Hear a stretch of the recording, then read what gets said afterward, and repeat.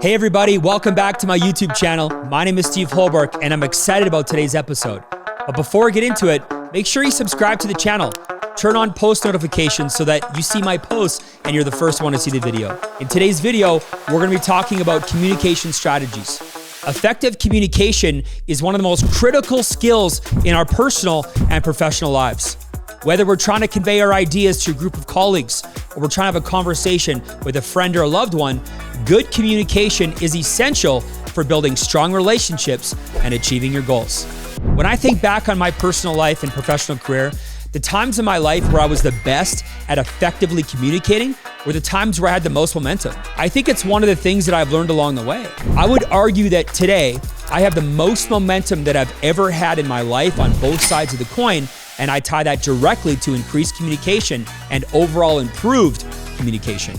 Now, the times in my life where my relationships were falling apart, it felt like my business was flat, these were the times where my communication was not at its best. In this video, we will discuss the keys and the points to effective communication strategies. Let's get into it. First point, be clear and concise. The first and most important key to effective communication is being clear and concise. When you're communicating with somebody, it's important to be clear and specific about what you're trying to say. Vague and ambiguous language can lead to misunderstanding and misinterpretations, which can create confusion and conflict. To be clear and concise, you should try and use simple, straightforward language that's easy to understand. You got to avoid using jargon and technical terms or complex sentence structures that might confuse your listeners.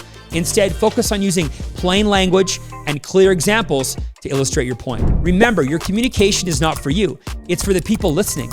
I find at times a lot of people that speak, they speak as though they like to be spoken to. This creates complex language, it's hard to understand, complex examples that confuses people. Remember, it's not about you, it's about them. My second point, listen more than you speak. The second key point to effective communication is to listen more than you speak. Listening is an essential part of the effective communication because it helps you understand the other person's perspective and allows you to understand in a way that is appropriate and respectful. When you're listening to someone, try to focus on what they're saying and avoid interrupting them or jumping to conclusions. Instead, ask questions to clarify the meaning and show that you're interested in what they have to say. This is going to help you build rapport and establish trust with the other person, which is also critical for effective communication. Have you ever spoken to somebody that you can tell can't wait to jump in and interrupt you with their thoughts? How does it make you feel? I think at times we've all been that person. That type of person gives me the vibe that they aren't listening to what I have to say, and all they're doing is waiting for me to pause so they can jump in and tell me their opinion.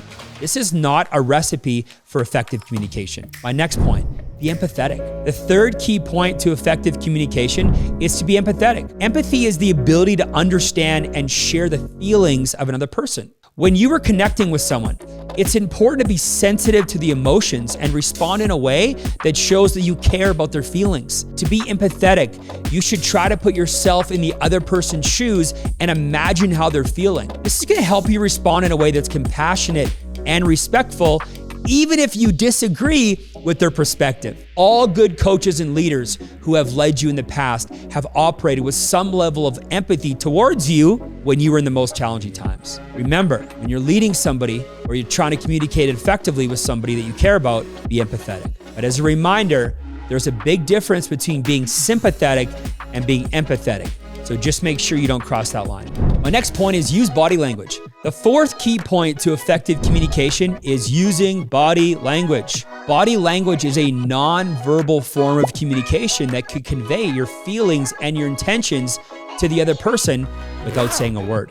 When you're communicating with someone, it's important to pay attention to your body language and use it to convey your message. To use body language effectively, you should try and maintain eye contact and use gestures to emphasize your point and to adopt a relaxed and open posture. It'll help you establish a connection with the other person and make them feel more comfortable and engaged in the conversation. Have you ever left a conversation with someone not feeling great about how it went, not feeling great about how it made you feel, but it wasn't necessarily their words? Most of the time, it's their body language that gives off the negative vibes. So make sure that you're aware of this. I think this one really creeps up on some leaders in business because they just think that they're leading with their words, and that's not true. My next key, be respectful. The fifth point to effective communication is to be respectful. Respect is the foundation of all healthy relationships, and it's essential for effective communication. When you're communicating with somebody, it's important to show them respect by listening to their ideas, acknowledging their feelings, and responding in a way that is appropriate and courteous. To be respectful, you should try to avoid interrupting the other person, belittling their ideas, or using derogatory language. Instead, focus on building a positive and constructive dialogue that is based on mutual understanding. This one seems so simple, but if you stop to evaluate conversations we've had in the past, it's easy to find situations where we have not been as respectful as we could.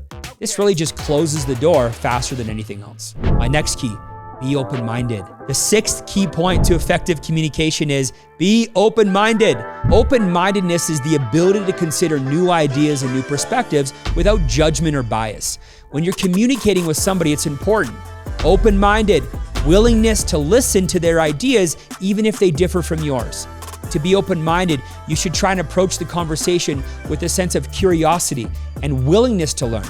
Avoid being defensive or dismissive, even if you disagree with their perspective. Instead, the openness and willingness to accept new ideas. My next point, use stories and examples. Stories and examples are powerful tools for effective communication because they help illustrate your point and make it more relatable to the other person. When you're communicating with someone, try and use stories and examples to make your point, to make it more memorable and more impactful. For example, if you're trying to convince someone to take action, maybe you want to share a personal story about how taking a similar action helped you achieve your goals. Think back to some of the people we love to hear from the most, the speakers from stage that we can't wait to listen to their next talk. What are they all good at? They're good at telling stories. They take you through a journey of emotions through telling stories.